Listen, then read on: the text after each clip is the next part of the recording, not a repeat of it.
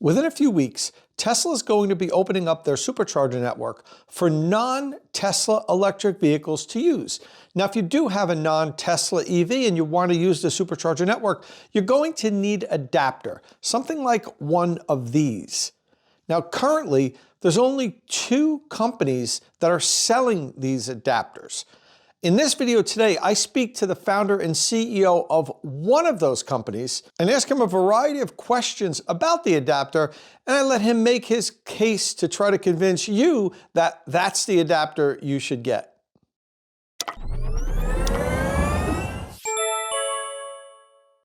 So if you follow this channel, you probably know a few days ago I posted a video in which I had the founder and CEO of A to Z EV, one of the companies that are making this North American charging standard to CCS1 adapters for sale. Today, I'm speaking with the other company, which is Lectron. Currently, only A to Z EV and Lectron sell these NACS to CCS1 adapters. I'm sure there's going to be other companies in the future, but those are the only 2 right now. Now, Tesla is going to be making their own version of this and selling it, but we haven't seen that adapter yet. We're not really quite sure exactly when it's going to be ready. But right now, you can order an A to Z or Lectron adapter. This is the Lectron adapter. I just got a hold of one. Unfortunately, we're trying to get it to me before I interviewed the CEO, but it came a couple hours after we did our interview, so we couldn't be playing with it while he and I were talking. I can't use this yet because the Supercharger network isn't open yet, so you can't really test them. Once it is open, I'm going to be testing these adapters, both the A to Z and this Lectron adapter, as well as the Tesla adapter, and I'm going to do a comprehensive comparison video between the 3. But here today, I'm really just talking to Chris Maiwald, who is the founder and CEO of Lectron, asking him some questions about the adapter, particularly around safety, to try to figure out which of these adapters I think is going to be the one that I sort of recommend to my followers. Now, the way it will work is you'll arrive at a Supercharger. Basically, the connector is the same as this. The cable's thicker on a Supercharger, obviously, than on this AC level 2 charger. You plug it into the adapter on this side, and then you plug this into your CCS1 enabled vehicle. Now, as long as the vehicle's manufacturer has already made a deal with Tesla to allow access to their vehicles, which by now just about every OEM has done that. Now, it's not going to all be available at once, meaning all of the OEMs aren't going to all of a sudden in 3 weeks have access. I think Tesla's going to kind of roll that out. I think the way it's going to work is Ford's going to be first because they were the first ones that announced this partnership with Tesla. So as soon as I get more information on how that rollout's going to happen, I will disseminate it here on State of Charge. But as we know right now, I just believe Ford is going to be first, probably followed by GM. From there on, I'm not sure exactly which manufacturers are going to have access first. So let's jump to the interview now. And one thing I want to mention is that Chris was at the NADA annual meetings. That's the National Automotive Dealers Association meetings in Las Vegas. So there's some background noise, a little more than what you'd normally get here on State of Charge. But I have to thank Chris for just making the time while he was at the NADA meetings to sit down with me and talk about this adapter. So let's jump over the interview now and see exactly what Chris has to say. This video, as well as all of the videos here on State of Charge, is sponsored by Qmerit. Once I've helped you decide which electric vehicle charger you're going to buy, then follow the link in the description of my videos and have Qmerit install it.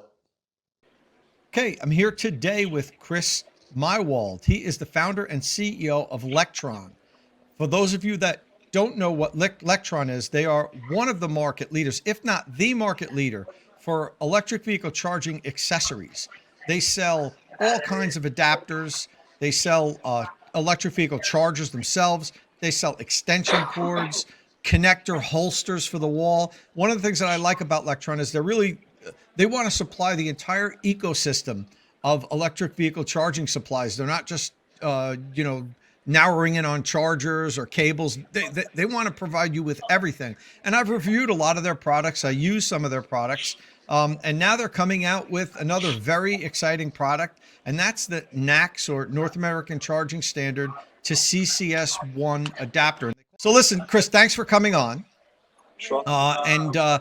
First, what I'd like to give you the opportunity to talk a little bit about what you're doing there with Lectron. I gave the audience a little bit of a tip on that, but talk about Lectron in general and what you hope to accomplish. And before we start, let me say Chris has a little background noise right now because he's at the NADA conference in Las Vegas, and he's made time to sit down with us just for a little while in between his meetings. Yeah, thanks for having me, Tom. Look, what we want to make, we know that electric vehicle charging doesn't just end with a single solution, right? It's a journey. It starts with a really powerful in-home charging solution. It goes on to having a versatile portable chargers that you carry on the car. And then on the road, people want to have insurance policies in the form of adapters. And we want to provide integrated, thoughtful solutions for all three product categories. The products are currently sold on Amazon, on bestbuy.com, Best Buy in store, homedepot.com, Home Depot stores, select Lowe's locations also carry our products. So we're well represented in big box retail. And I'm here at NADA to obviously work closer with our dealership partners and delight our customers. Okay, so let's jump into the NACS to CCS1 adapter, the meat of why we're here today. The first question I want to ask you is about safety, because there's a lot of concern about low quality third-party adapters that are going to flood the market. We see a lot of them with the CCS1 to NACS adapters that are out there already. Some of them are terrible quality that sell for half the price that yours does. Somebody can't sell it at half the price and still be as well made as, say, the one that you sell. How does the customer decide, what's safe and what's not at what price point? And, what have you done to ensure that this adapter is safe? Because a lot of power is going to pass through it. Yeah, great question. So UL recently came out with a dedicated adapter standard called UL2252. Our product is UL2252 compliant. It's currently being tested by UL and will be UL listed shortly. UL2252 obviously has requirements around flammability, temperature, mechanisms to prevent hot disconnects. UL is the gold standard, and we comply with that particular gold standard.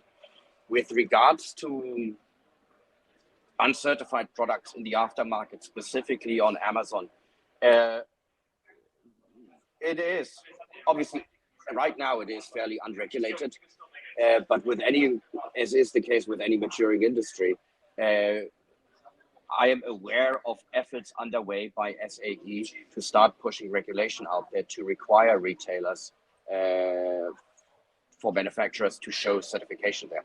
So I think there's regulation in process to make stuff safer and more consistent, but the regulatory process is sometimes slow. But in the end, I'm confident that it will land in the right spot. Very good. So with regards to UL 2252, I know that there was the guidelines that they put out recently. I wasn't quite honestly aware that it was far enough where they were going to start certifying the equipment according to that standard. I thought it was still like a work in progress. But what you're telling me is that's the final standard, that they're actually, your adapter now is being tested by UL for that standard, and you hope to soon get this certification. Yes, samples have been submitted to UL, and UL is testing. Excellent. So let's talk a little about the capability of your adapter. Some of them are going to be able to accept more power than others. I noticed even now the early versions that we're hearing about, some of them are more capable than others. What type of power can yours pass through? How many, what's the volts? What's the amp maximum? Talk a little bit about that. So it's rated for 1000 volt, 500 amps with 680 amps peak. 680 amps peak. Okay. So it'll be fine working on, say, Tesla V4 superchargers when they eventually come out that are thousand volt systems. This will be able to work on that without worrying about overheating and issues with that. Precisely. Okay. So we built this in order to be future proof with at least with the roadmap that we see from Tesla on the supercharger rollout. That's why we were insistent on having a 1000 volt rating on the product. Okay. How about overheating sensors? Does it have built-in overheating sensors? One of them, two of them? Talk a little bit about that. There's 3 sensors on the PP line. There's 3 sensors on the PP line. We're making sure that the surface temperature of the adapter never gets too hot to touch. So there's been a lot of thought and effort that went into the design and manufacturing of the product to make sure that it is safe. Right. So if it starts getting too hot, will it just shut off or will it derate power? Yeah, there's a derating sensor. Okay, very good. Are you currently working with any existing or any of the OEMs, like to maybe get this certified? Like Ford would say, Lectron's one of our approved adapters. You can buy one from them. Yeah. So I want to be very, very mindful. I appreciate our OEM partnerships. So I'm going to be a little bit cagey about this. We're having conversations with all OEMs. Different OEMs want to go into different directions. Some are okay with a approved program.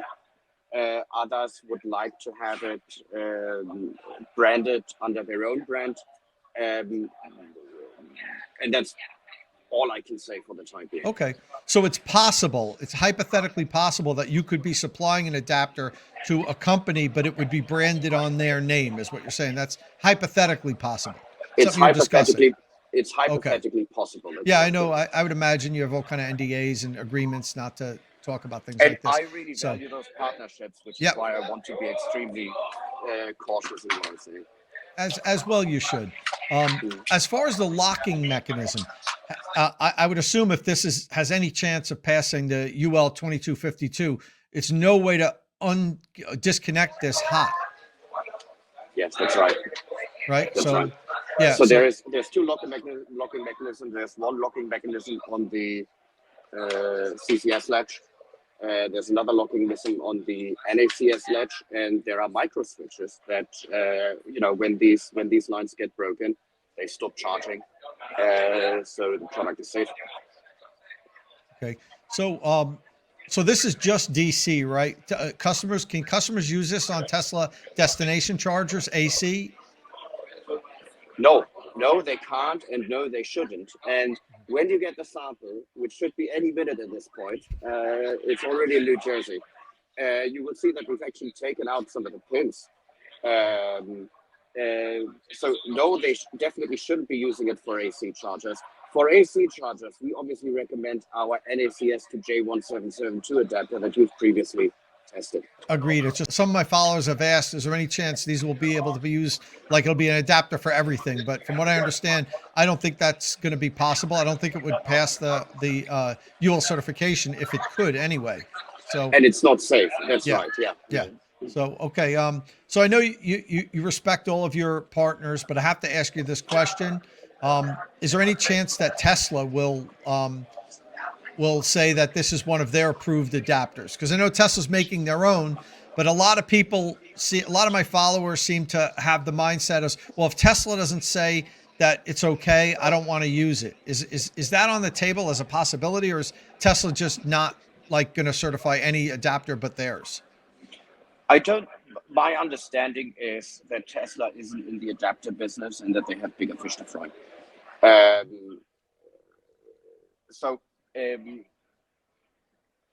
The really meaningful conversations we have are with folks, with other OEMs. My understanding is that Tesla likely won't give an approved adapter.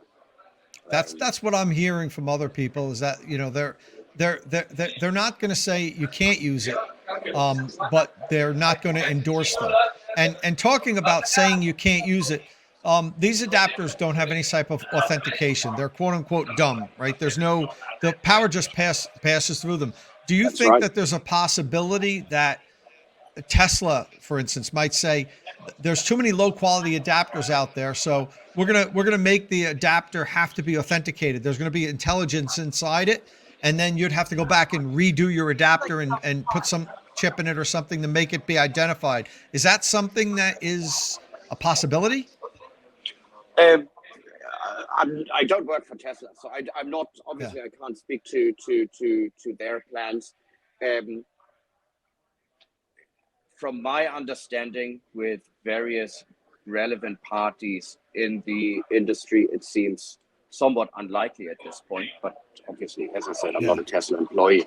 Yeah. It's I'm just thinking down the road if some of these come out that are very low quality and they start having problems where they melt, they ruin the charge port on a car, there's a fire or something like that. Where and then Tesla comes out and we already know the major networks like Electrify America, ChargePoint, EVgo has said if the adapter's not approved by the manufacturer. We don't want you using it on our network. Now, there's no way for them to regulate that, and everybody's Well, using their own adapters now.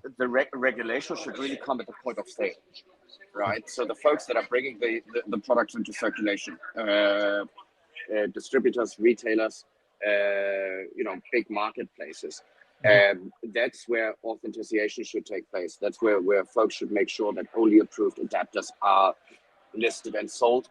Let's hope that it happens soon, to make sure that people only get to buy safe stuff. Yeah, I agree. And as you know, I review charging equipment, and there's a lot of brands, these new brands that are coming out selling really inexpensive charging equipment that's not safety certified. And a lot of people go on Amazon and they filter by price. And now you with your UL certified charger are competing against some company that didn't go through that certification, and it's Precisely. expensive. UL Yeah. certifications, it's not cheap. And Tell me about it. Yeah. yeah, so when I do these reviews, I always point out to followers, and I can't recommend any unit that isn't safety certified. Now, with the adapters, because there was no safety certification in process yet, I couldn't distinguish. I couldn't say buy the Lectron, don't buy this one, because neither one of them were technically safety certified because there wasn't a set body yet. Well, our adapters before UL2252 came out, our adapters were tested according to UL2251 and certified by SGS. So, in the absence of, you can Yeah. still make sure that stuff is safe if you want to. Yeah, it's a little different than I think what 2252 is trying to do, though, is what I was saying, as far as really having this set protocol that really tests them as thoroughly as they could be tested. Let me ask you this question. Just yesterday, Ford announced, or Jim Farley announced, that he's going to be giving away adapters to all of his customers. I'm one of the customers, so I'm going to be getting one for free. I own a Rivian, and they're giving it away too. So I'm going to be getting two, I guess. What's your thoughts on that? Is there a chance that the manufacturers might all give them away? If that's the case, you don't have a market. If everybody gets one for free, what do you think that that's the way this is going? Well, it's a possibility. Yeah, absolutely, it's a possibility. But then there are, again, I'm not a Ford, and I can't speak for Ford as an organization, or Rivian. They generally have caveats around this, right? They say eligible customers. What about folks that bought the product as a used vehicle? Yeah. So I really don't know. With any product, at that scale, there will very likely be a really strong and lively aftermarket, regardless of what OEMs decide on. Yeah, I agree. I don't see that as a long-term strategy anyway. Many of the manufacturers don't even give you a level 1 charging cable with the car anymore. They give you no charging equipment. So I can't imagine them giving you a $200 adapter that many people won't need. So, I think this was just, Farley just trying to make a statement that he's all in on EVs, because there's been Ford's had some negative press recently about EV sales and cutting back production. So I think this was kind of a Farley saying, you know what, we need to show support for our EV community, and here we're going to send these things out. And I don't think that that's going to be the status quo for all the other manufacturers. Anyway, listen, one last question. Sure. Where are you manufacturing this? I always ask when I do my reviews, where's this being made? Yeah, the next to CCS adapter will be made in China, but Lectron chargers and adapters will also start shipping out of Mexico, hopefully in Q3 of this year. Okay, I wasn't aware of that. You have a facility down there manufacturing them? That's great. Maybe one of these days I could go down there, check out the manufacturing facility. Not too far from there. Once it goes live, we'll put out a press release. And yeah, because North American manufacturing is becoming increasingly more important. And yeah, we're working on it. Okay, cool. Listen, you might have caught in the review, in this interview, that Chris mentioned about my my adapter being en route. We were hoping that I would have it for this interview, and it was supposed to be delivered today, but it's longer than what we expected. It's en route, so I couldn't hold it up and show you guys, but soon I'll be getting it. And as I mentioned, I have I have EVs from Ford, Rivian, and General Motors, all that are going to be opening their vehicles up to the Supercharger network. And also, I want to point out, this adapter and Chris's adapter is going to work not only at Superchargers, but at any of the other charging stations that added the NACS connector to it. And they all will. Electrify America, EV Go, ChargePoint. And the thing is, some people have said to me, well, Tom, why does that matter? You know, I already have a CCS. If I go to Electrify America and one of the connectors is NACS, I could just use the CCS. You can, but if you're the only guy there with the adapter and the other stations are full, you might have an open charger for you to use. So you still want to have one, in the car, not just for Tesla Superchargers, but also for all of the other networks. It's gonna make public charging so much more accessible. The fact that you could use any charging station location. So anyway, listen, Chris, I want to thank. Go ahead. This is largely about optionality. Right, adapters give you optionality. They take away some of the confusion. They take away some of the pain points, and we're delighted that we can solve these little, the little friction in between, and do our little part, electrifying transportation. Absolutely. Listen, Chris, thanks a lot for coming on. I know you're super busy this week out at NADA. I appreciate you coming on. I can't wait to get the adapter, and hopefully I can use it relatively soon. It's got to be within a month or two. I should be able to use it on one of my vehicles. And then maybe we'll do a little follow-up in a couple of months and talk about how things are going and my experience with the Lectron adapter. Sounds wonderful. Thanks for coming on. Okay, thank you. Well, once again, I'd like to thank Chris for making the time while he's out at the NADA conference to come here on State of Charge and answer my questions.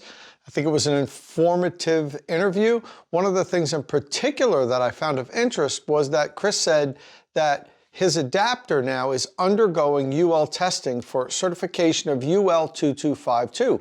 It was my understanding that that wasn't complete yet, that they were still going to work on it for a few months, but according to Chris, UL has finished their work on UL 2252 and is going to begin testing and certifying adapters for that. And his product is under certification testing right now. So it may come to market being the first adapter to actually pass or undergo UL certification. So we're gonna have to keep an eye out for that because, as far as me recommending adapters in the future, once we have adapters that are UL 2252 certified, it's gonna be hard for me to really recommend something that isn't. So I'm gonna have to follow up with A to Z now and see if they are also under certification testing or if they plan to in the future.